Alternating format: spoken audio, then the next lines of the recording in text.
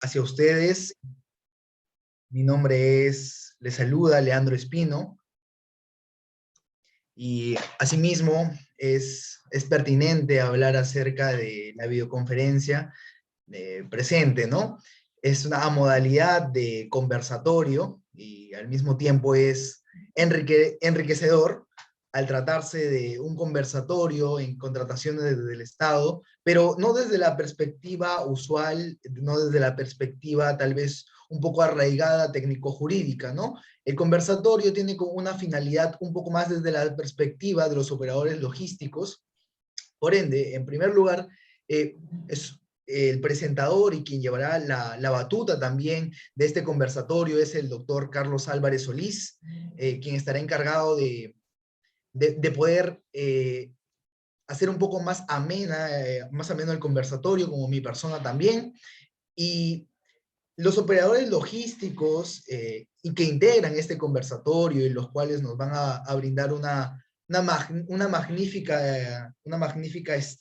enseñanza, ¿no? Es primero el doctor Carlos Beni Vargas Hidalgo, quien es asesor logístico de la empresa municipal de mercado Sociedad Anónima, ENSA, y a su vez me permito dar una descripción acerca del doctor, quien es profesional titulado de la Facultad de Derecho y Ciencias Políticas, egresado de la maestría en gestión pública, con diplomados diversos en contrataciones del Estado y derecho administrativo, con certificado acreditado ante el OCE, árbitro en contrataciones del Estado con 34 años de experiencia en las áreas administrativas, logísticas específicamente, y de asesoría en gestión tanto en los rubros comercial, industrial, estatal, laborando, claro está, en el EMSA, en el Hospital 2 de Mayo, en el propio despacho presidencial, la Municipalidad Provincial de Trujillo, el Ministerio del Interior, la Sociedad de Beneficencia de Lima Metropolitana, el Ministerio Público, la Fiscalía de la Nación, SUNAFIL, entre otros órganos estatales y privados. Asimismo, presento también el segundo integrante de este conversatorio, es Miguel Fernando Castro Poma, ex jefe de abastecimiento del Fondo de Vivienda del Ejército, FOVIME, el capitán Castro, capitán del Ejército del Perú y actual jefe de abastecimiento del agrupamiento de ingeniería Pedro Ruiz Gallo de la Merced, Junín. También es ex encargado de formulador de inversiones públicas, PIB, del Ministerio de Defensa, ex jefe del Departamento de Planes y Presupuestos y de la sección de abastecimiento del Organismo Especial de Fondo de Vivienda Militar, ORES FOVIME, ex oficial de logística en brigada de Masari Brain, ex oficial de mantenimiento del Batallón de Armamento del Ejército del Perú. Y como tercer integrante, Freddy Orlando Alvarado Salazar, quien es ex jefe de la Unidad de Logística de la Intendencia Nacional de Bomberos del Perú. Asimismo, su inscripción es docente universitario en las materias de gestión pública, contrataciones del Estado, contabilidad gubernamental, formación de estados financieros, entre otros. Ha estudiado una especialización en gestión pública y modernización del Estado por la Universidad Nacional Hermilio Valdizán. También tiene una especialización en auditoría de cumplimiento por la Escuela Nacional de Control de la Contraloría General de la República. Y como cuarto integrante, no menos importante, Luis Alberto León Flores, director de operaciones del despacho presidencial, quien es profesional con 20 años de experiencia laboral en el sector público y privado, ocupando cargos de responsabilidad, cuenta con una formación y desempeño profesional en contrataciones del Estado, tanto para la adquisición de bienes, servicios y obras, y presupuesto público. Ha realizado su carrera profesional en el Instituto de Radio y Televisión del Perú, la presidencia del Consejo de Ministros, el Ministerio de Desarrollo e Inclusión Social, el Ministerio de Educación, Unidad Ejecutora 120, en la empresa municipal administradora de peaje, y actualmente desempeña como director de operaciones del despacho presidencial. Estos cuatro integrantes van a desarrollar conjuntamente en este conversatorio ejes temáticos que abarcan las problemáticas, propuestas de mejora, buenas prácticas y recomendaciones de la actividad funcional per se, el tema de contrataciones del Estado desde su perspectiva, ¿no? Que es de operadores logísticos. Me permito, en primer lugar, darle el uso de la palabra al doctor Carlos Álvarez Solís. Por favor, doctor Álvarez. Muchas gracias, estimado Leandro, y aprovecho también la oportunidad para agradecer a quienes están asistiendo a este conversatorio que también se está presentando a través de las redes sociales del Centro de Arbitraje, Conciliación y Dispute Boards, Lidera. En realidad es para mí un honor desarrollar este conversatorio porque pocas veces se habla de contrataciones del Estado desde el enfoque o desde las experiencias que puedan tener quienes han estado en las áreas de logística, de abastecimiento o con algún cargo de algún tipo de dirección a nivel de administración pública. Y hemos buscado con Lidera tener distintas experiencias, distintas prácticas y distintas visiones operativas de trabajo respecto a lo que son las contrataciones con el Estado. Es por ello la diversidad, digamos, de profesionales que hemos tenido en atención a las diferentes instituciones públicas donde han podido participar.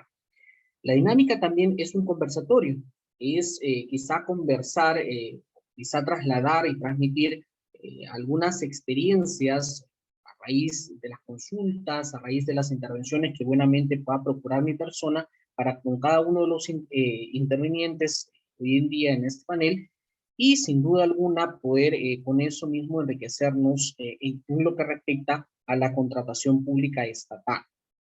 Quería empezar desde el tema más músculo o el tema más menudo de lo que son las contrataciones con el Estado.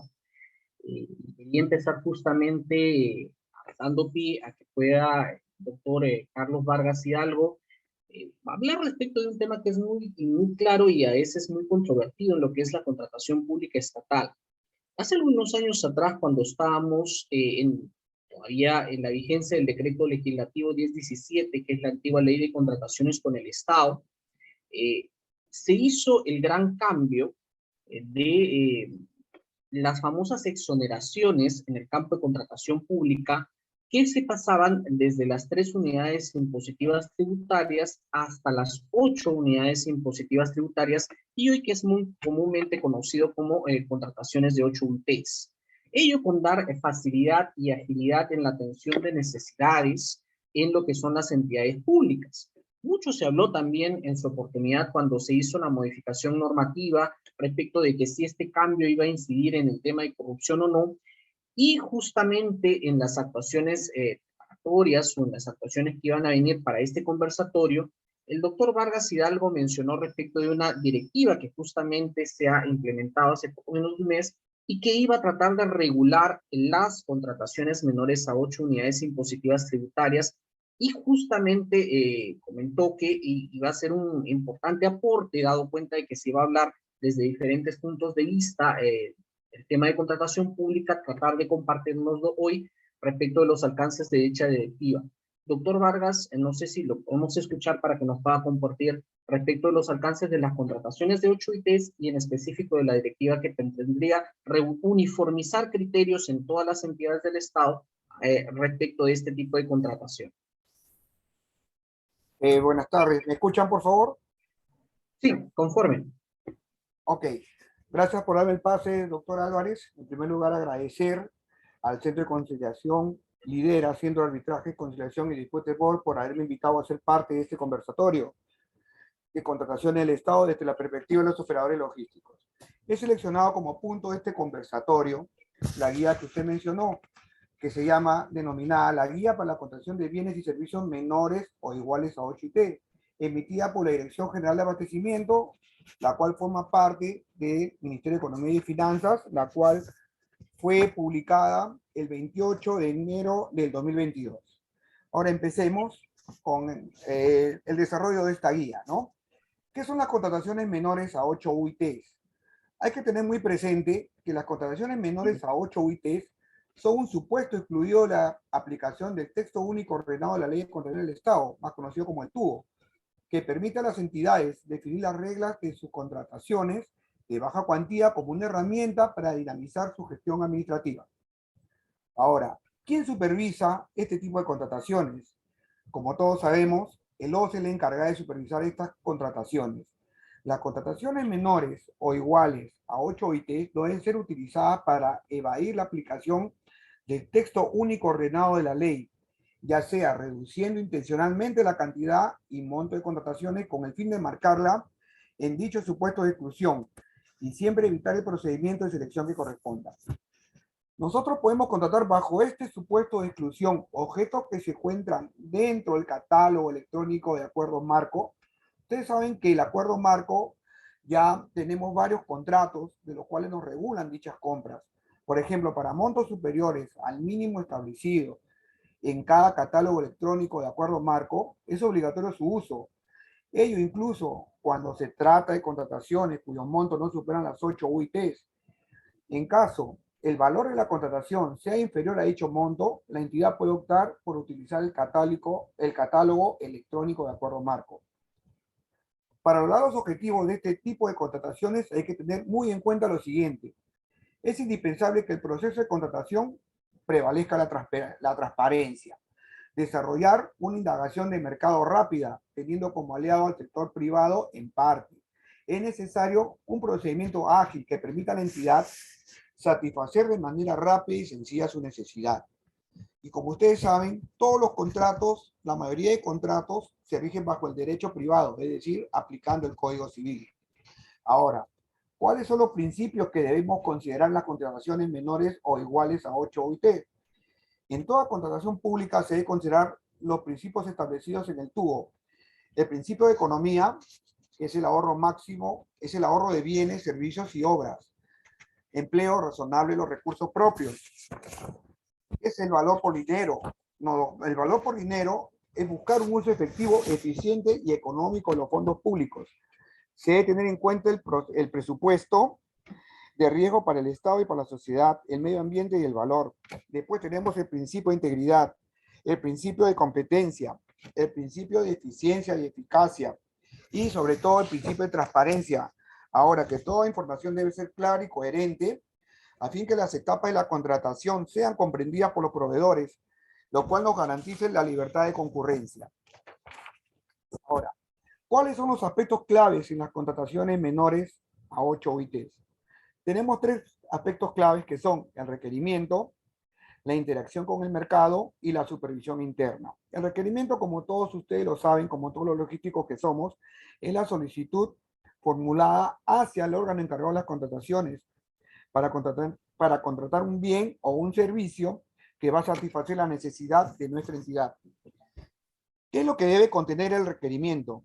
El requerimiento debe contener especificaciones técnicas para bienes o términos de referencia para servicios, lo cual debe contemplar la condición necesaria y suficiente sobre la cual se ejecutará el objeto de contratación. La descripción debe ser objetiva, concisa y directa y sobre todo precisa. No se debe incluir exigencias desproporcionadas, irrazonables o necesarias. ¿Quién elabora el requerimiento? El requerimiento, como todos lo saben y la ley lo dice, es el requerimiento elaborado por el área usuaria y resulta de una vital importancia para su contratación, la formulación del requerimiento, el cual determina en gran medida el éxito del mismo. De acuerdo al objeto de contratación, es posible solicitar el apoyo del área de la entidad que tenga conocimiento especializado de la materia o contratar al personal especializado para su elaboración.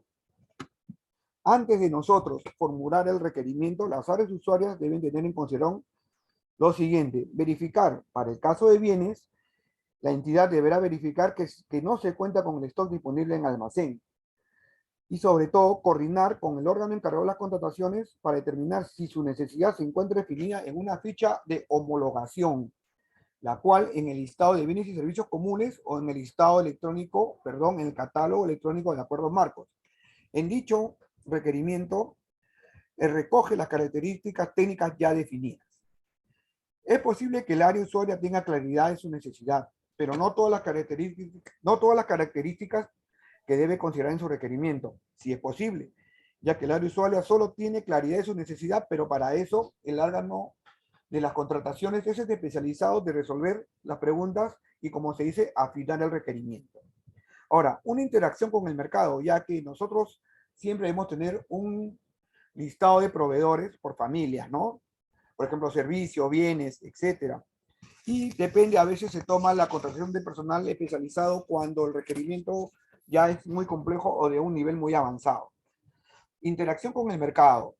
Para determinar claramente su requerimiento, el área usuaria tiene identificada su necesidad, pero no conoce las características técnicas y condiciones de la contratación. Entonces, la entidad puede interactuar con el mercado a fin de definir claramente las características técnicas del requerimiento.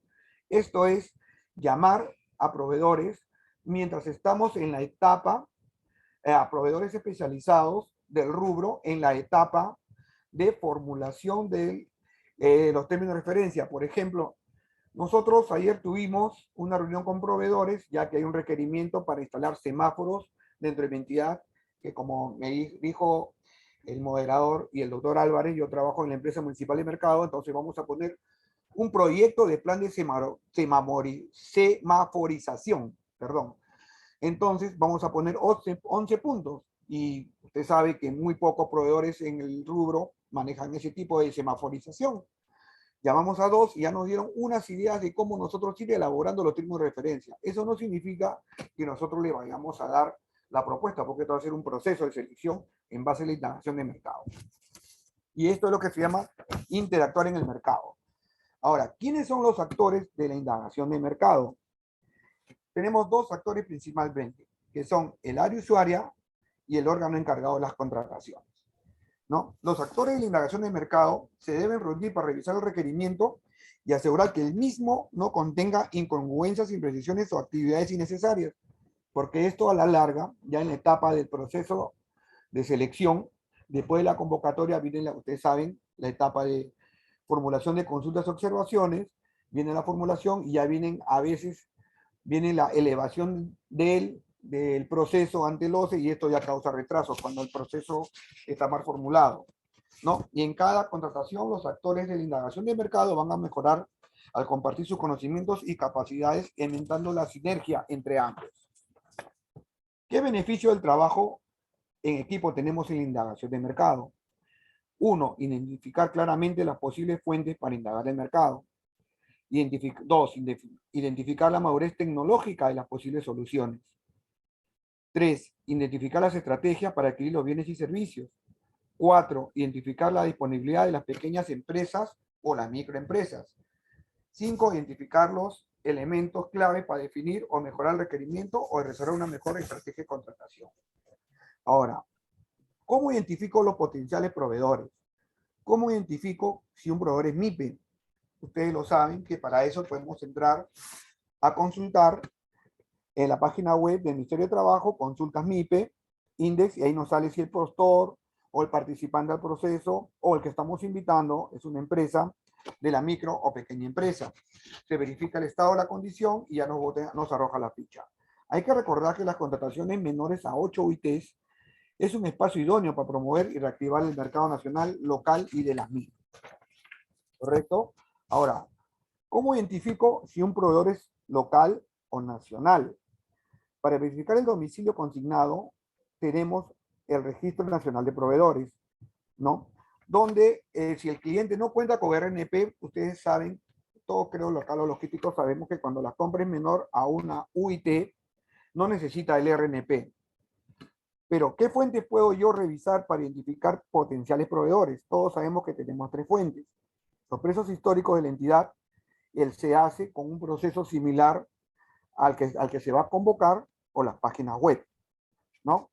Es una buena práctica que las entidades publiquen en su portal institucional el cuadro multianual de necesidades aprobado, a fin de que los proveedores tomen conocimiento de las futuras contrataciones que va a realizar la entidad durante el año fiscal. No. Ahora, la búsqueda y manejo de información sobre potenciales proveedores. Tenemos la fuente de precios históricos, como dije, el CEAGE, la página web, base de datos interna. ¿Qué información voy a obtener yo de eso? Voy a tener datos de la empresa, la oferta económica, y al final esa base de datos consolidada me va a dar un registro de proveedores con todos los datos que yo necesito. Esta base de datos nos facilita el trabajo en posteriores indagaciones y evita que se pierda el esfuerzo realizado, permitiendo que la información se mantenga en la entidad de manera independiente del personal que realiza la indagación. Se recomienda que el registro de las fuentes tome en cuenta la mayor cantidad de datos disponibles con el fin de hacer un análisis posterior y riguroso. Ahora, Una vez que nosotros solicitamos las cotizaciones a los proveedores ya identificados, ¿qué aspectos mínimos debe adjuntar en la solicitud de cotización? Como todos lo saben, especificaciones técnicas, si es bienes, términos de servicio, términos de referencia, si son servicios. Y tenemos que hacer los formatos propios de la entidad, formato de cotización y declaración jurada del proveedor que cumple con los términos de referencia. Una vez de eso, analizamos la información recibida y formalizamos el contrato. La información recibida en las cotizaciones es analizada por el especialista del órgano encargado de las contrataciones y, de ser necesario, puede solicitar validación del área usuaria, sobre todo cuando es un servicio, ¿no? Y sobre todo cuando es un servicio complejo. Y cuyas cotizaciones propongan mejoras técnicas o condiciones de contratación. Hay que tener en cuenta que aquellas cotizaciones que cumplan con los requisitos mínimos y condiciones señaladas en el requerimiento son las que se mandan al área usuaria a validar, de ser el caso. Ahora, para determinar el proveedor con quien se formaliza la contratación, se sugiere que las entidades consulten con la mayor cantidad de fuentes posibles. Asimismo, tenemos que saber, hacer un chequeo si el proveedor no está sancionado por el tribunal, por el OCE, y que no tenga ninguna sanción pendiente, ¿no? ¿Qué criterios debemos tener nosotros? Los criterios se encuentran completamente definidos. Debemos tener una supervisión interna para evitar el fraccionamiento, verificar la validez de la justificación por su uso, asegurar el cumplimiento respecto a las obligaciones de los acuerdos marco, facilitar la información que requieran las instituciones de control. Un ejemplo bien claro, el área usuaria, personal del área usuaria elabora los términos de referencia de especificaciones técnicas, colabora con la indagación de mercado. Y el jefe del área usuaria revisa y aprueba los términos de referencia y especificaciones técnicas. ¿Qué hace la Oficina General de Administración? Aprueba la atención del requerimiento y traslada el requerimiento hacia el órgano encargado de las contrataciones. Y el personal del órgano encargado de las contrataciones realiza la indagación de mercado, selecciona al proveedor y el personal a cargo de supervisar las compras menores o iguales a 8IT revisa la indagación de mercado realizado por el especialista de compras y el jefe del órgano encargado de las contrataciones aprueba la selección del proveedor. Una vez realizado eso, hay que tener, ya para terminar, a tener muy en cuenta que las compras menores o iguales a 8 IT deben ser programadas en el cuadro de necesidades de ser el caso. De surgir necesidades posteriores a lo programado, este cuadro debe ser modificado para incluirlas. Las compras menores o iguales a 8 IT están sujetas a supervisión del OCE, con excepción de las compras de acuerdo marco. Es obligatorio que el órgano encargado de las contrataciones registre y publique en el SEACE la totalidad de las órdenes de compra y órdenes de servicio cuyo monto sean menores o iguales a 8 IT, que se hubieran realizado durante el mes. Todo este registro se realiza mensual. Tenemos hasta los primeros 10 días para registrarla. ¿No? Perdón, contando con un plazo máximo de hasta 5 días, perdón.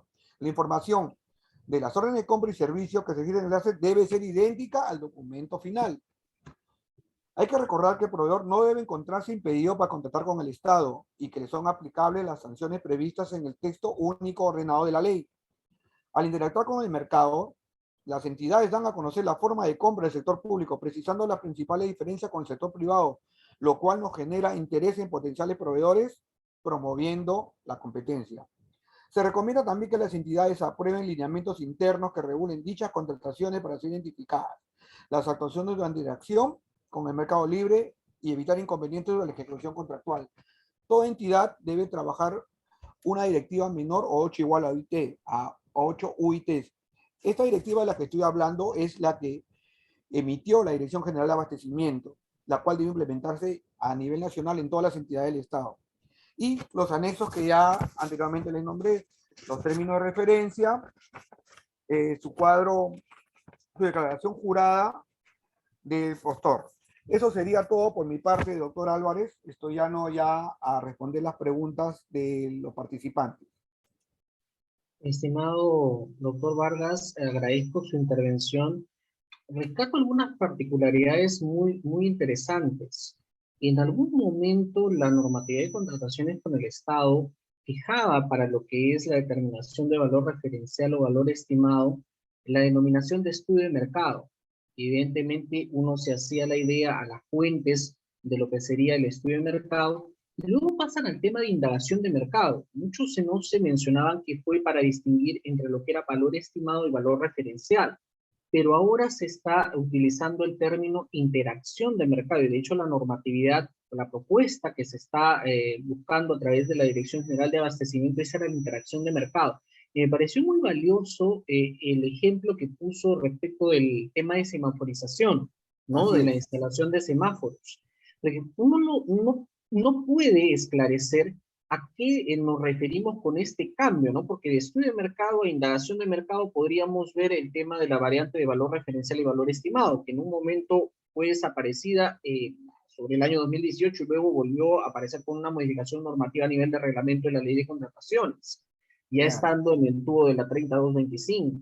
así Pero es. ahora que se incorporó el término interacción de mercado, o se piensa incorporar justamente en el proyecto de modificación, es justamente quizás con la posibilidad que tienen los operadores logísticos, evidentemente en conjunto con el área usuaria, de poder hacer fuentes de consultas de vía cuenta o de manera interrelacional con los proveedores, sin el ánimo de que esto pueda confundirse con algún tema de corrupción o de violación a los principios propios de la normatividad de contratación pública. Eso me pareció bastante interesante, y el que haya traído el tema de esta directiva aprobada este año, en el año 2022 a través de la DGA, que es una invitación que lo que OCE no pudo hacer en su oportunidad, porque OCE sacó una directiva modelo de 8 unidades impositivas tributarias, pero que no era aplicable para todas las entidades del Estado, ya que en sus mismos pronunciamientos, a través de la Dirección Técnico-Normativa, se establecía que cada entidad era libre de poder tener esa regulación. En buena cuenta, el tener un parámetro o un alcance a través de la Dirección General de Abastecimiento, pues vendría a suplir esa disparidad de criterios que hay muchas veces en algunas entidades respecto de cómo sería el tratamiento de las 8 unidades impositivas tributarias en el campo de la contratación. Y finalmente, doctor Vargas, agradezco que haya puntualizado el tema de distinguir que cuando se tiene un requerimiento de contratación y que puede avisorarse que este puede entrar dentro del campo de las 8 unidades impositivas tributarias, un análisis previo que siempre hacen los operadores logísticos es ver si es que se encuentra dentro del alcance del acuerdo marco o compras por catálogos, porque evidentemente hay excepciones y ahí no se aplicaría el tema indistintamente del precio, lo que serían las contrataciones menores a 8 unidades impositivas tributarias. De verdad, doctor Vargas, creo que esos son los principales colocones que ha podido aportar hoy en día a partir de su experiencia, y sin lugar a dudas da pase a poder continuar con los otros panelistas que también están por intervenir. Ante Siempre tenemos todo, el esquema, sí, doctor Vargas, te escucho. no, sí era que ahora, doctor Álvarez, como usted sabe, creo, me parece que el OCE ya le está dando más, como se dice, participación con la interacción a los proveedores, como por el ejemplo que puse ayer, ¿no? Tal como usted lo estaba mencionando. Y ante todo, para terminar, saludar al capitán Castro, al señor León, que fueron mis jefes, ¿cómo están? Y mucho gusto conocer al señor Alvarado. Me da mucho gusto participar acá en conversatorio con gente, como se dice, tigre en el caso. Muchas gracias, mi amable. Valga la oportunidad, en algún momento hemos tenido tiempo de poder interactuar todos los que estamos participando de este panel como operadores logísticos. Y ese era justamente lo que siempre se ve en arbitraje, ¿no? Siempre se ve desde la perspectiva de los árbitros, siempre se ve desde la perspectiva de los consultores, pero poco es lo que se le da la oportunidad a quienes trabajamos en el área de abastecimiento o logística, o quienes pasamos en su oportunidad por esas dependencias de la entidad, porque es un mar de casuística el trabajar en logística en una entidad pública. Y Así es. justamente para ver que las contrataciones del Estado no solamente se enfrascan en la ley 3225, es que consideramos a través de Lidera invitar justamente al capitán Castro, quien tiene una experiencia distinta a la de la ley de contrataciones con el Estado. Los fondos de vivienda de las Fuerzas Armadas y Policiales no se rigen por la ley de contrataciones con el Estado. El fondo más grande es en realidad en el fuero policial, evidentemente el POIPOL, pues por la cantidad de efectivos policiales y por el dinero de los aportantes mueve grandes megaproyectos. Pero a nivel de Fuerzas Armadas, es decir, el FOINFAP, el FOIMAR y el FOBIME, sería el Fondo de Vivienda del Ejército, es pues FOVIME quien ha sido el pionero, no solo de la modificación de sus directivas internas, sino también de su eje de contratación a nivel de obra pública. En buena cuenta, ejecutan megaproyectos de vivienda militar. Uno de los que estuvo batuteando el Fondo de Vivienda del Ejército en el área de abastecimiento con la aplicación de esta nueva directiva es efectivamente el capitán Castro, quien, si más no recuerdo, es quien precisamente ha hecho los primeros pininos en FOVIME de la aplicación de la directiva, ha dado cuenta de que data del año 2020. Y él asume durante todo el año 2021 llevar a cabo la sección de abastecimiento. ¿Y cuál es la idea?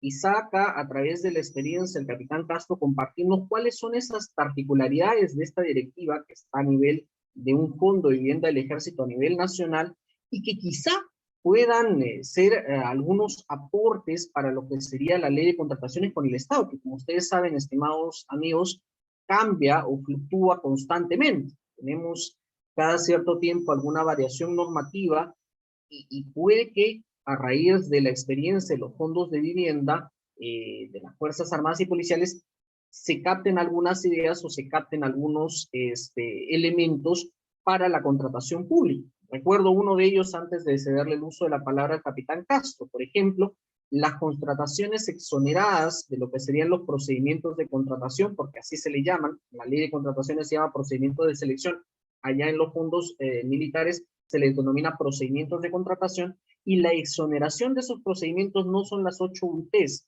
Ellos establecieron un ratio de 40.000 soles hacia abajo, y directamente su directiva lo establecía así. Quizá en algún momento ya no se rija el tema de las exoneraciones a través de la unidad impositiva tributaria, sino quizás a través de un monto fijo, podría ser un aporte de los fondos de vivienda militar.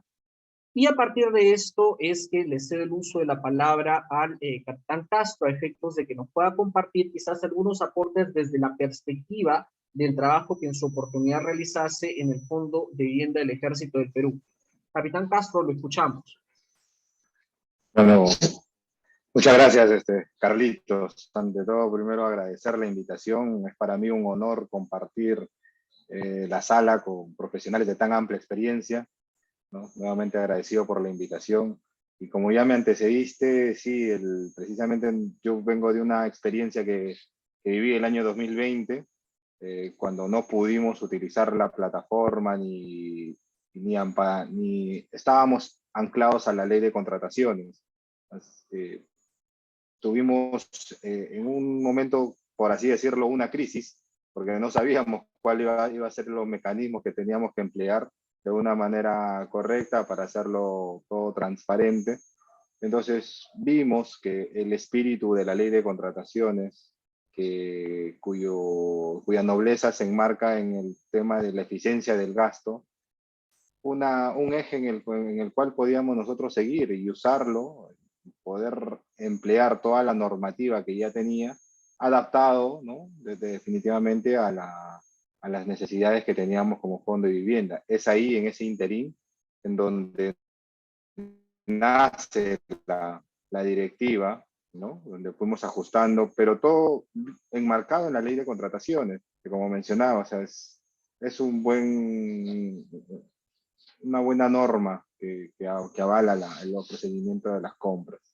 Inicialmente, ¿no? Para no estar tan ligados, utilizamos términos como los procedimientos de contratación, los mecanismos de selección, y en un primer momento solamente nos enfocamos en las compras menores que teníamos por ahí, entre 100.000 y 500.000, y las compras menores, como ya me antecedió el magíster Carlitos Vargas, con quien también tuve el gusto de trabajar, nos era fácil para ese tipo de montos poder trabajarlo.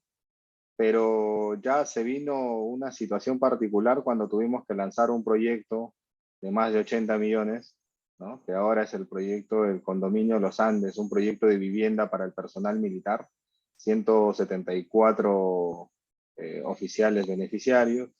Entonces, eso tenía que también tener una enmarcación particular a fin de preservar este, los intereses del fondo. Entonces es ahí donde tuvimos que trabajar, ver cuáles eran los mecanismos que tenía la ley de contrataciones, pero para emplearlos en favor del fondo, porque en realidad nosotros éramos los que generábamos el gasto, ¿no? Así que nosotros teníamos que ser los principales beneficiados. Uno de esos, por ejemplo, el manejo del contrato. Estipulamos muy claramente en el contrato el tema de que no iba a haber ningún tipo de reconocimiento en la variación del tipo cambiario, ¿no? Que sabemos que después de, esto justo lo lanzamos antes de las elecciones, y luego cuando se vino el tema de la primera vuelta y segunda vuelta hubo una fluctuación monetaria bastante drástica, y esto, el poder haber trabajado esos mecanismos en el contrato, nos permitió que no nos afectara, ¿no? O sea, definitivamente la empresa ejecutora ha tenido un margen ahí de pérdida, pero bueno, nosotros no nos hemos afectado, porque al final si nosotros nos afectamos como fondo, se afectan los aportantes. Entonces, es casi como que trabaja en el Estado, ¿no? Cualquier compra que nosotros hagamos dentro de la ley de contrataciones, el usuario final todos los que venimos a ser participantes dentro del Estado somos los afectados. Otro tema que podemos trabajar es en el tema de la cláusula de arbitraje, ¿no? Nos permitió poder, ¿no? O sea, sabemos que los contratos siempre tienen que ser beneficiarios para ambas partes, pero estipulamos que en la cláusula de arbitraje poder colocar un lugar o un centro arbitral donde se desarrollara, si es que llegáramos a ese punto, ¿no? Porque normalmente a veces las empresas, por el monto, por distintas circunstancias, ya están amañadas en otros niveles. Entonces, nos da cierta garantía, cierto nivel de pelea, ¿no? Por así decirlo. Como lo mencionaba ya mi antecesor Carlitos Vargas, en el tema de las compras directas, bueno, siempre teníamos el problema de que el área usuaria muchas veces a veces no sabía exactamente lo que quería. Entonces, o tenía la necesidad, pero cómo plasmarlo, ¿no? Técnicamente, en un papel, exactamente lo que está necesitando. De repente, en el tema de compras es un poco más exacto, pero en el tema de servicios era complicado. Y le pongo un ejemplo. Por ejemplo, teníamos que reparar algunos aires acondicionados que no estaban andando bien, pero no teníamos ningún especialista en ese tipo de equipos. Entonces, podíamos lanzar algo que podía ser demasiado costoso, o de repente muy bajo y no alcanzaba luego, ¿no? Lo que se había cotizado. Entonces, la ausencia de esos especialistas nos generaba a nosotros un pequeño retraso en la solución de estos problemas.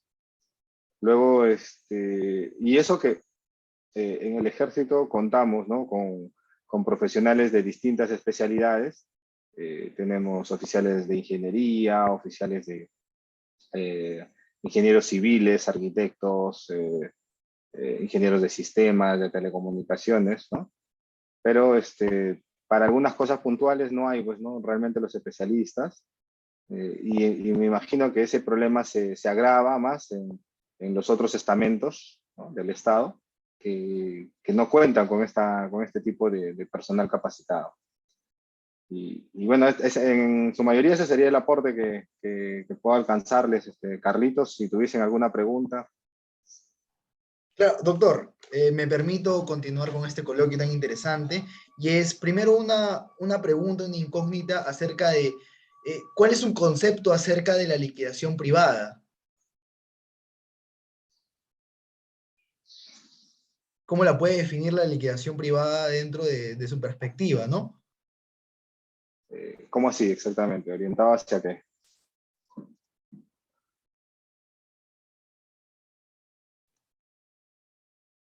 orientado hacia una perspectiva un poco más logística, ¿no?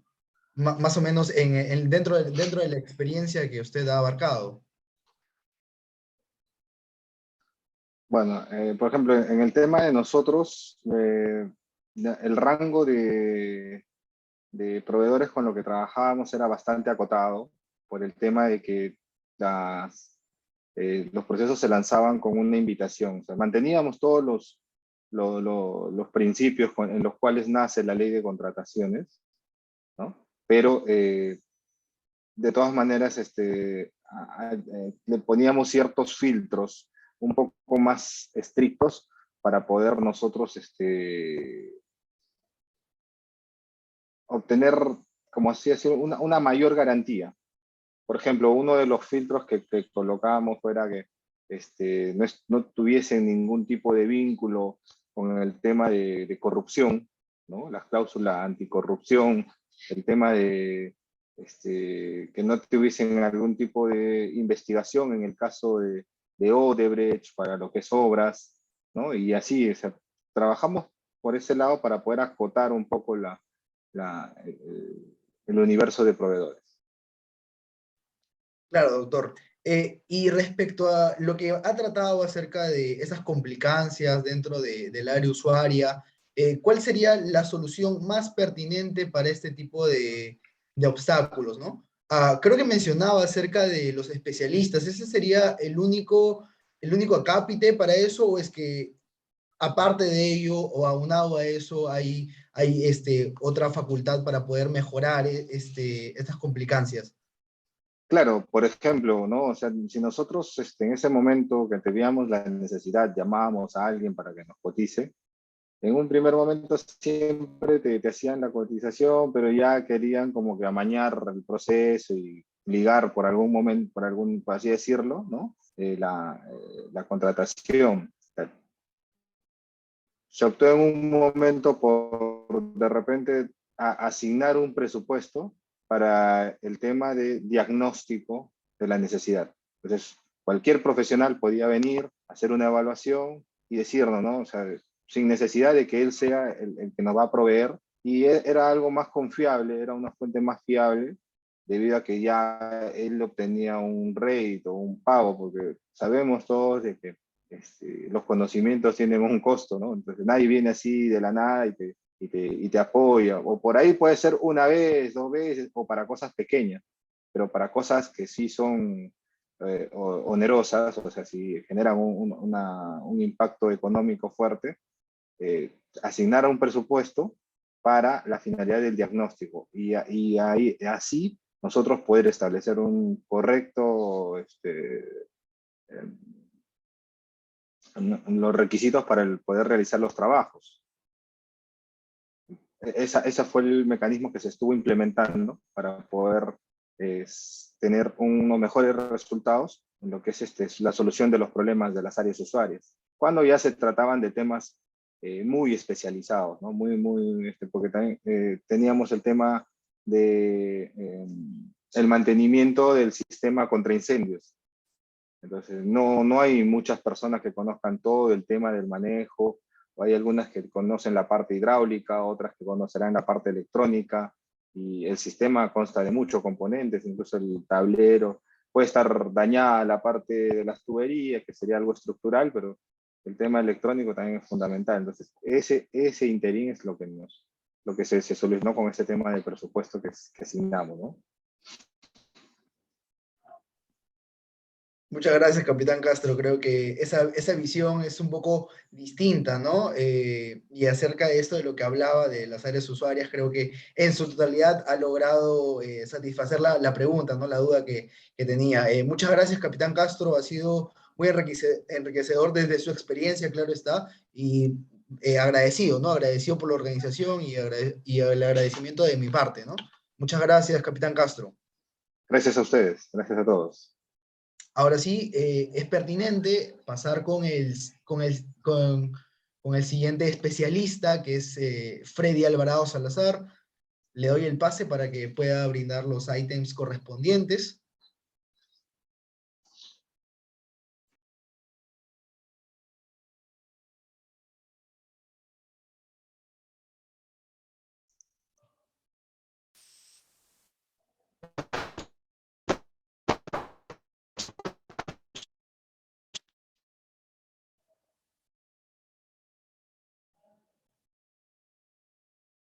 Sí, me parece que está teniendo algunos problemas técnicos.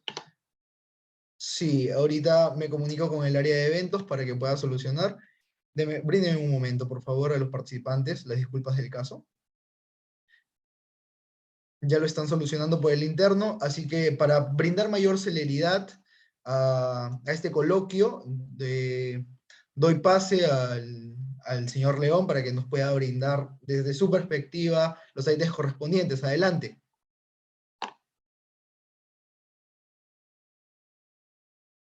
Más que todo, nos toca analizar las contrataciones públicas, ¿no? Desde el punto de vista de la ley de contrataciones, pero yo soy un crítico más que todo de la forma como el Estado compra, ¿no? Desde un punto de vista que el Estado es el primer comprador para nuestra economía, y no lo hace en una forma eficiente y eficaz. Desde mi punto de vista, que yo he estado en diferentes lugares como jefe de abastecimiento y ahora como área usuaria en el despacho presidencial, siempre el Estado compra más caro que el privado. ¿Por qué? ¿A qué se debe? ¿Quién hace ese análisis? ¿No? ¿Y cómo el OCE establece que solamente para ser proveedor del Estado y no irnos contra la libertad de participación, cualquier persona puede formar una empresa? Me parece eso algo que no debería ser, porque el OCE debería tener un filtro para establecer quién sí puede ser proveedor del Estado, y deberían ser las mejores empresas. Y nos encontramos que sí quieren que establezcamos que las MIPES, como lo dijo el doctor, las MIPES sean los proveedores del Estado. Pero a veces esas MIPES, ¿cómo están establecidas? ¿No? Y ya hemos visto muchos casos en que nosotros vamos a esa empresa y esa empresa en realidad su dirección fiscal no existe, porque es una casa, ¿no?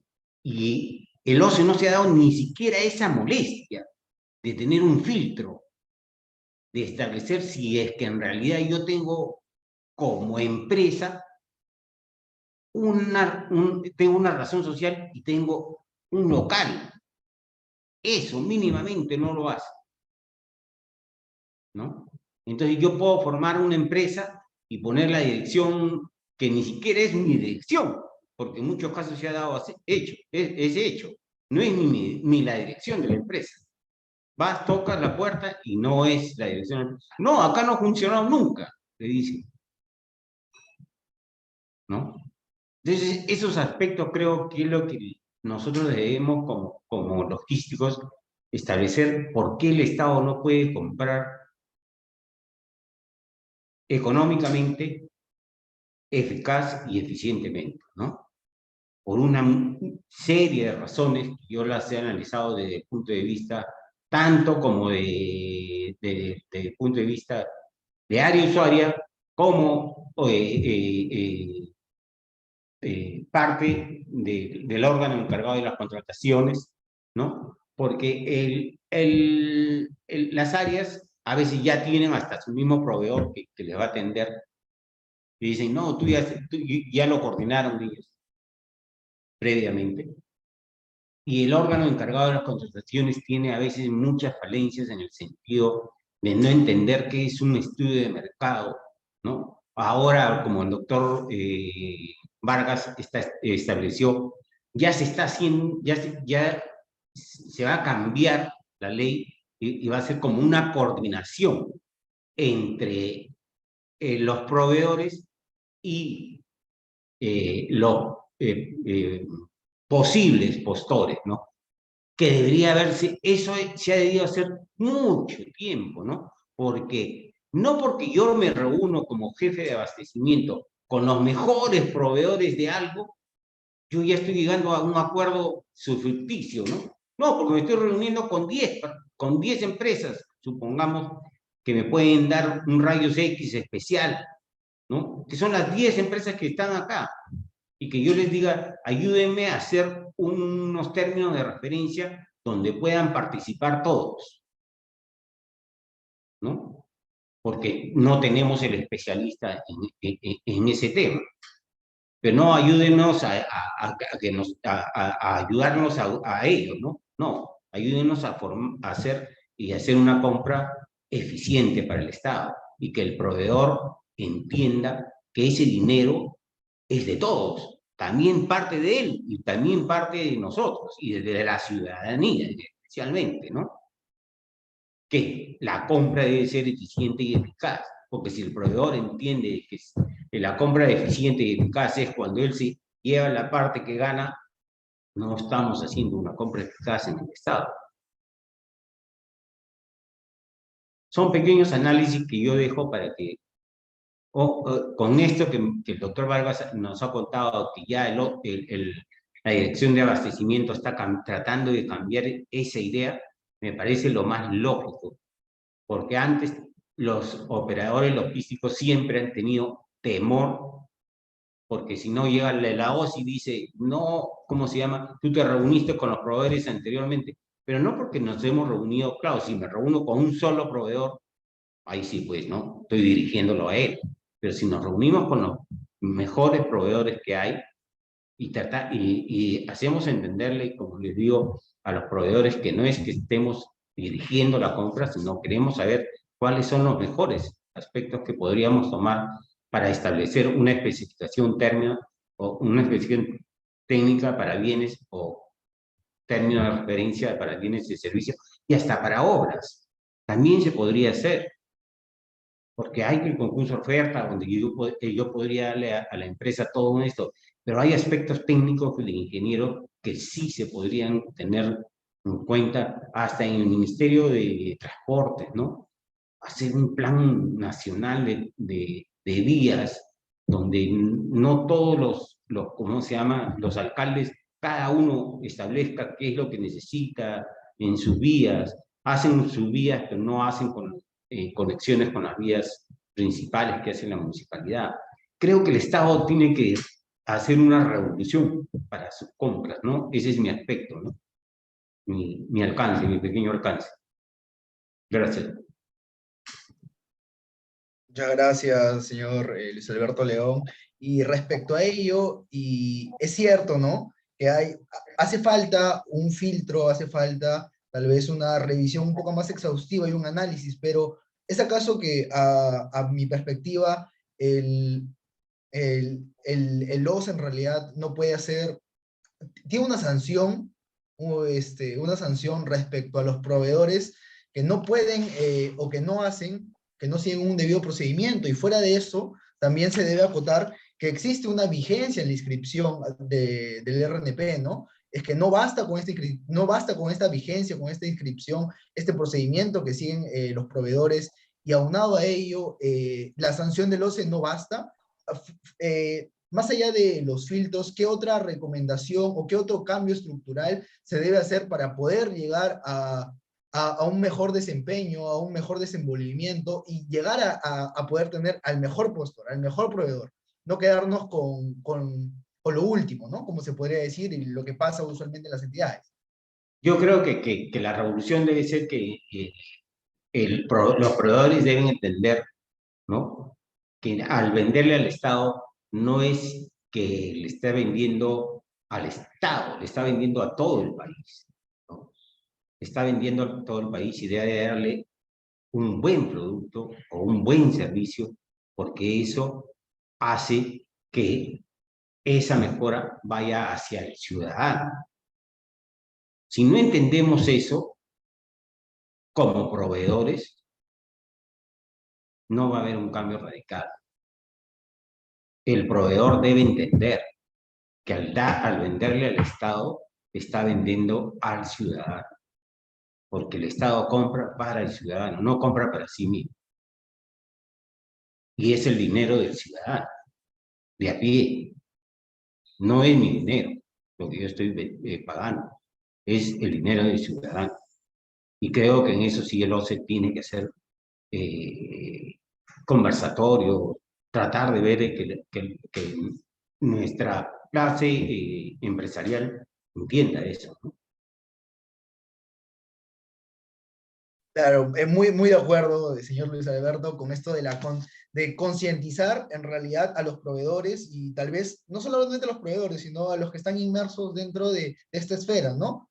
Claro. Acerca de, en realidad debemos darnos cuenta de que no pueden ocurrir escenarios como los que mencionaba, de poner un domicilio en el cual haya otro tipo de funciones o un domicilio donde sea la casa de una persona X y en realidad no tenga ninguna relación, ¿no? O que tenga una respectiva entidad tenga siempre un mismo proveedor y no haya una selección más exhaustiva, ¿no? Y más allá de los filtros, también esto de concientizar a los proveedores y que luego se brinde charlas, creo que me parece un punto más trascendental y no una solución a corto plazo, sino una solución a largo plazo, que las generaciones futuras, que los próximos proveedores puedan ver ese enfoque.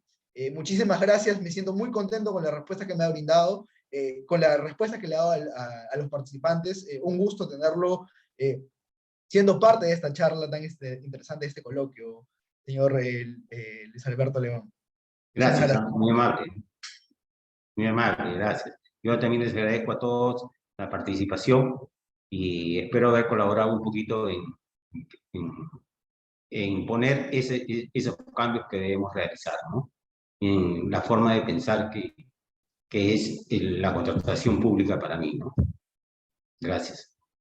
Definitivamente, definitivamente de acuerdo y en el presente acto el doctor, perdón, el señor Freddy Alvarado ya ha reconectado, ya está en ópticas condiciones para poder seguir con este conversatorio y poder culminar de forma apta, ¿no? De forma, cerrando con broche de oro, como se podría decir. Adelante, señor Freddy Alvarado. Buenas noches a todos, buenas noches, doctor Carlos. Disculpen las fallas tecnológicas, a veces no juega así. No se Bien, preocupe. escuchando básicamente lo comentado por los panelistas anteriores, es como una especie de incertidumbre que queda muchas veces tanto en el especialista, digamos, en contrataciones, como también en los mismos proveedores, ¿no? Generalmente nosotros cuando interactuamos con los proveedores o con el mercado, digámoslo así, y a su vez llevamos la normativa a esta interactuación, encontramos muchas veces diferencias, dificultades que nos puede llevar digamos, a que nuestras contrataciones no sean exitosas. Si partimos de la normativa, vamos a entender pues que está dado para que las contrataciones sean exitosas, pero hay contrataciones especiales, especializadas, que demoran años en su contratación. Y de hecho, por ejemplo, hablaba Carlos Vargas de una contratación de semaforización que están pensando hacerla, ¿no? Siendo una contratación compleja. En estos momentos, en la actualidad, hay una contratación de la Municipalidad de Lima Metropolitana de instalación de cámaras de videovigilancia para controlar el tránsito urbano. Esta contratación viene desde el mes de agosto del año pasado. En condiciones normales nos dicen pues que un concurso público, una licitación pública o cualquiera de los procedimientos de selección tienen un periodo, tienen unos plazos. Pero durante el desarrollo propio del procedimiento de selección se va generando retrasos que muchas veces es por, digamos, algunas malas especificaciones técnicas, otros retrasos porque los postores o proveedores desconocen de la normativa Y esto hace que la contratación propiamente dicha no se lleve a cabo en el tiempo estimado. Y a su vez, esto trae como consecuencia, pues, en el transcurrir del tiempo, el postor o el proveedor va incurriendo en costos, en gastos, que a su vez va elevando la contratación. Es una serie de factores que intervienen para el éxito de una contratación que finalmente, dependiendo de su, vale la redundancia, de su éxito, ¿no? Va a traer como consecuencia, pues, un costo adecuado para el Estado. Decía mi antecesor, el panelista antecesor decía que las contrataciones muchas veces son muy caras, ¿no? Vamos a contratar un bien como de persona de manera particular, tiene un precio y vamos a contratar este bien como Estado, tiene otro precio mayor, ¿no? Lo que pasa es que hablaba Carlos Álvarez de comienzo sobre el inicio de las contrataciones. Anteriormente, pues, cuando se empezó a implementar las contrataciones en el Estado, la mayoría de las entidades públicas, por el mismo desconocimiento o por la misma falta de juego, ¿no? Una regla de juego bien claras, demoraban los pagos, ¿no? Habían entidades, pues, que simplemente no pagaban 2, 3, 4, 5 años sin pagar. Y bueno, y el proveedor, pues, se quedaba sin capital. Y esto, lamentablemente, en el tiempo se ha ido, digamos, manteniendo, porque si bien es cierto, la norma te dan plazos para que otorgue la conformidad, la norma te da plazos para que se efectúe el pago, ¿no? Pero si hacemos un análisis profundo, no se cumple estos plazos por parte de la entidad. Y por lo tanto, el proveedor, lógicamente, tiene que calcular dentro de sus costos el rendimiento financiero de ese dinero que está invirtiendo para poder, digamos, recuperarlo, ¿no? Vemos que a pesar de que la velocidad o el dinamismo que existe en la economía nacional es que existe un constante crecimiento de empresas nuevas. Sí, queríamos ir a un ratito. Por lo tanto, estas empresas nuevas, digamos, van queriendo ingresar nuevamente en el Estado y a su vez hacen que sus costos sean menores. Pero estos costos menores, como digo, lleva lamentablemente a la dificultad propia de esta empresa que no va a poder sostenerse en el tiempo porque los costos financieros lo van a hacer, digamos, quebrar en el corto tiempo. Entonces, estas situaciones que vamos observando en una contratación pública trae como consecuencia, pues, digamos, y se ve, ¿no? Escuchamos las noticias de manera constante, ¿no? Una contratación errada o una contratación equivocada. Si vamos, por ejemplo, a las entidades especializadas, yo he trabajado en la Intendencia Nacional de Bomberos.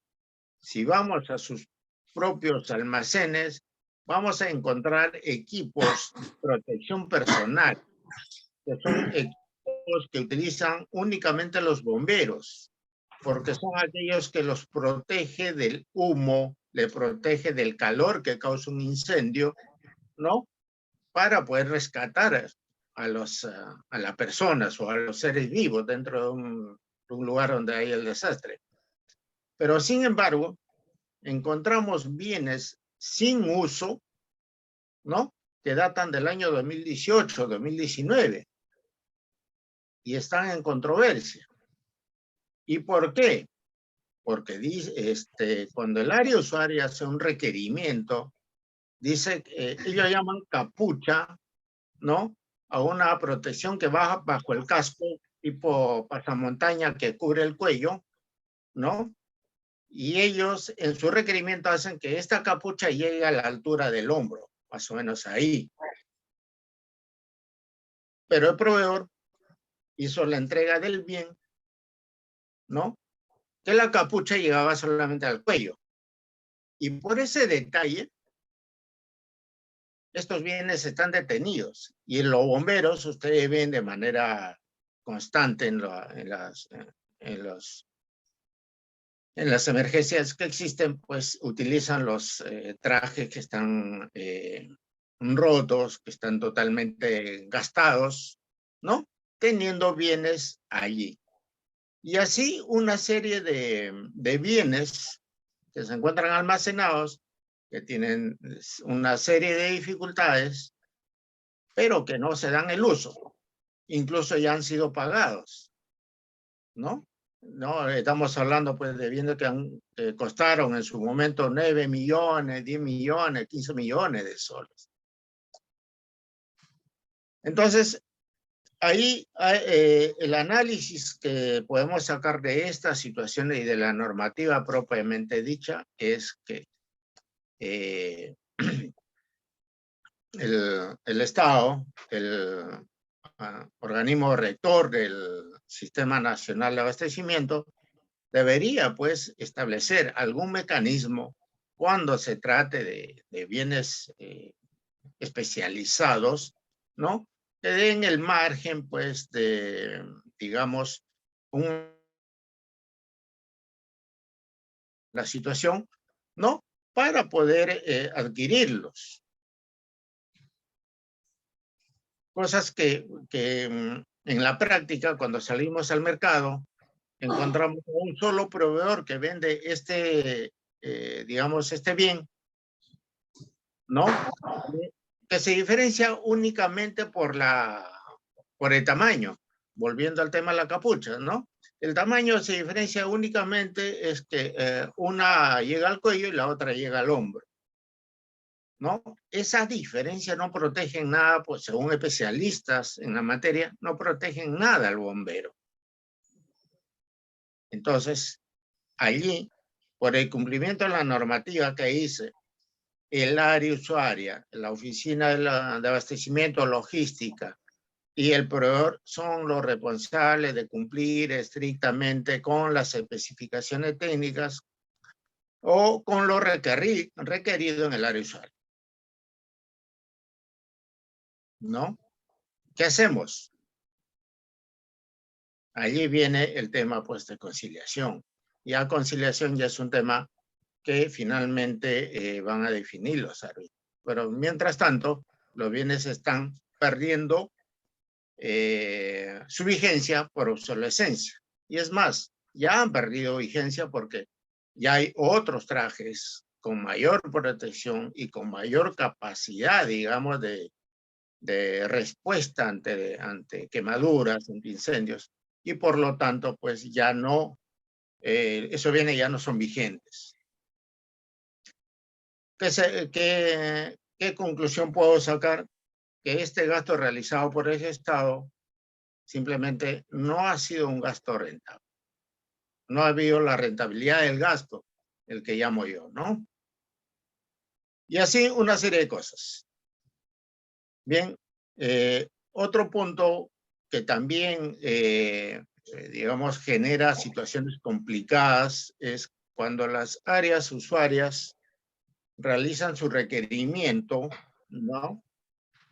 Llámese menores a 8 ITs o llámese para realizar un procedimiento de selección.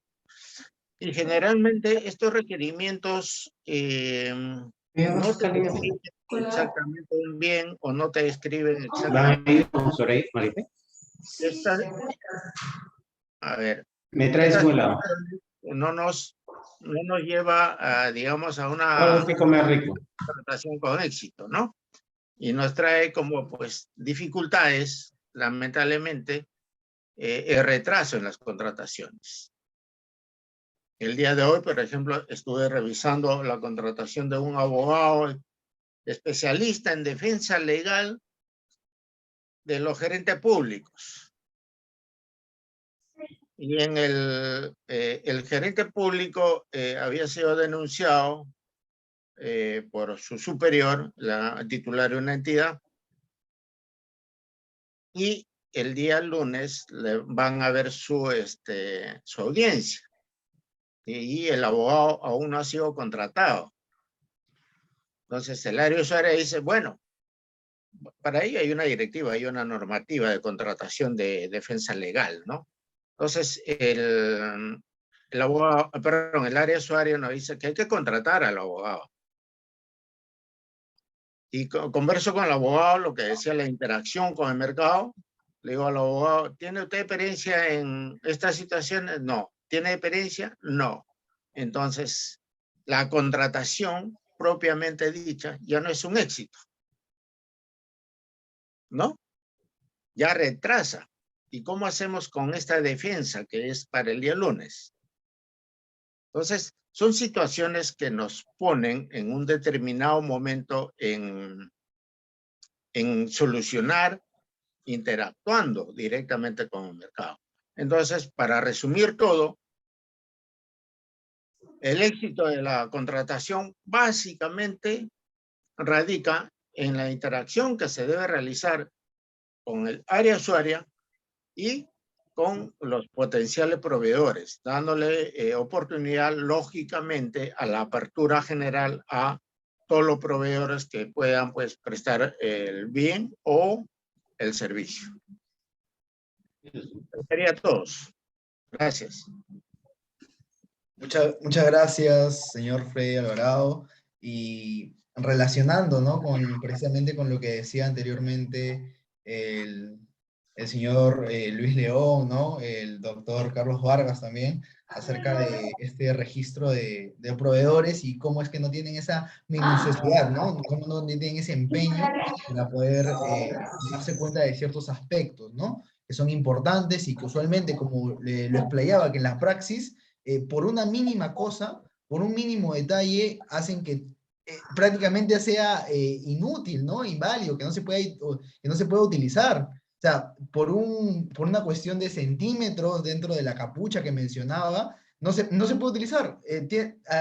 Surge complicancias dentro de la respectiva entidad precisamente por eso, ¿no? Por esa situación. Y es que, más allá de los proveedores, quería preguntarle, quería que me ilustre un poco acerca de esto, es que el área usuaria también debe tener mayor celo con sus funciones, mayor empeño para poderse dar cuenta a la hora de recepción o a la hora de verificar precisamente estos bienes que cumplan con los requisitos debidos.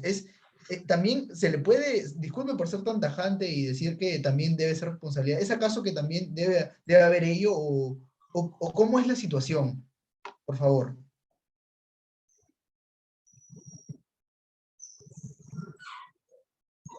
Su audio, señor Freddy, está apagado. Ya está. Bien, efectivamente, mire,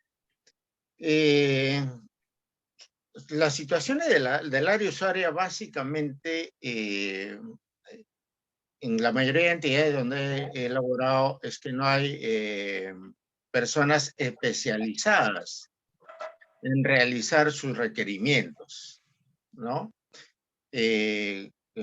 Por ejemplo, ustedes saben que en el Poder Judicial se desarrollan pues las audiencias y muchas de las audiencias generalmente pues son bastante controvertidas. Y desde el año 2018 el Poder Judicial viene implementando la digitalización de las audiencias, es decir, la grabación de todas las audiencias que desarrollan. Entonces, para ello, en el Perú, en aquel año, 2018-2019, Pascal, ¿qué pasa? no habían proveedores especializados en la instalación de sistemas de grabación, Ven de acá. sistemas de grabación de audio, de video, ¿no? Y a su vez, sistemas que puedan almacenar todas estas grabaciones, ¿no? Entonces, las áreas usuarias generalmente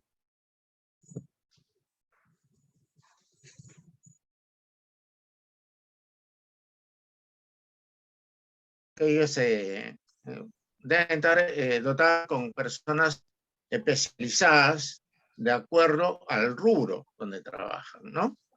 Si, digamos, trabajo con los bomberos, pues debo tener dentro del área especializada a personas que saben sobre manejo de emergencias, entendiéndose que los bomberos atienden emergencias primarias o emergencias inmediatas. Nosotros vemos por la calle quién llega primero, ¿no? El primero que llega es el bombero. Entonces, hay que dotar de equipos especiales para que ellos puedan atender. Si yo trabajo en el hospital, lo mismo, o en un hospital, lo mismo como área usuaria, debo tener personas especializadas a fin de que me puedan describir exactamente los equipos médicos, las medicinas, para una adquisición correcta, ¿no? En este punto,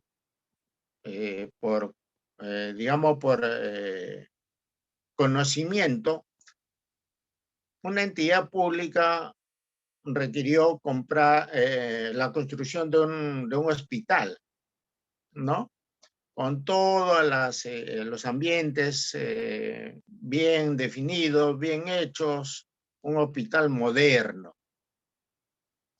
¿no? El área usuaria de infraestructura. El área usuaria que veía equipamiento adquiere o requiere la adquisición de un bien, de una maquinaria para atención de los usuarios. Pero cuando llega este bien, no había por dónde hacer ingresar al hospital, porque era mucho más grande que los espacios o que las puertas, ¿no? Que daban acceso. Entonces, aquí confluye, pues, básicamente, responsabilidad directa del área usuaria, que debe conocer exactamente qué es lo que quiere comprar y cómo es que debe elaborar su requerimiento a fin de que su contratación sea oportuna y sea en el tiempo que lo está solicitando. Gracias. Muchas gracias por esa ilustración, señor Freddy Alvarado. Completamente de acuerdo, ¿no? Esta falta de especialistas que mencionaba, y a lo largo, desde el inicio, ¿no? Desde hace años, esa falencia tal vez de ciertas entidades, y que ha venido acarreando, ¿no? Hasta podría decir, me tomo el atrevimiento de ahora, ¿no? Hay ciertos vestigios de que el área usuaria no hace correctamente ese requerimiento, y por ende existe este tipo de falencias, ¿no? Creo que me siento bastante emocionado, me siento emocionado por haber hablado con profesionales tan capacitados como lo son ustedes, queridos ponentes. También con los participantes, agradecerle por su constante visualización en este conversatorio que ha sido tan ameno. Tenía como perspectiva que sea así desde inicio hasta el final, y efectivamente ha sido de esa forma. El doctor Carlos Álvarez estuvo en un inicio, mi persona ha continuado con este coloquio tan interesante, y es por ello que les agradezco, ¿no? Ya les agradecí un momento, pero hago reiterativo, ¿no? Mi saludo, mi estima, gracias por responder a las preguntas, por hacer esto más célere, más ameno, para que los participantes también puedan tener esta perspectiva, ¿no? Esta perspectiva que no es usual. Usualmente, cotidianamente, se habla acerca de una perspectiva más técnico-jurídica, pero no de una perspectiva logística, ¿no? Y que esto nos pueda ampliar el panorama. Enriquecedora charla, enriquecedor coloquio, nuevamente agradecido con el público presente. Eso sería todo, y asimismo hago reiterativo que posteriormente Lidera ha tenido a bien hacer 3 eventos en el mes de marzo, por lo cual procedo, ¿no? a nombrarlos para que los participantes puedan estar atentos, puedan estar al tanto dentro de la página web, de Instagram y de Facebook. Usualmente lo que hacemos es compartir por Facebook Live. En estos momentos también tenemos visualizaciones en Facebook Live. Uno de los eventos es cómo ser árbitro y no morir en el intento. El evento acerca de problemática, también un posterior conversatorio, 3 eventos en el mes de marzo, por los cuales también solicito su asistencia, ¿no? Espero con entusiasmo poder ver este número de participantes también, al igual que en este coloquio. Eso es todo por mi parte, agradecido con ustedes y hablo en nombre de la organización también. Gracias. Buenas noches, gracias.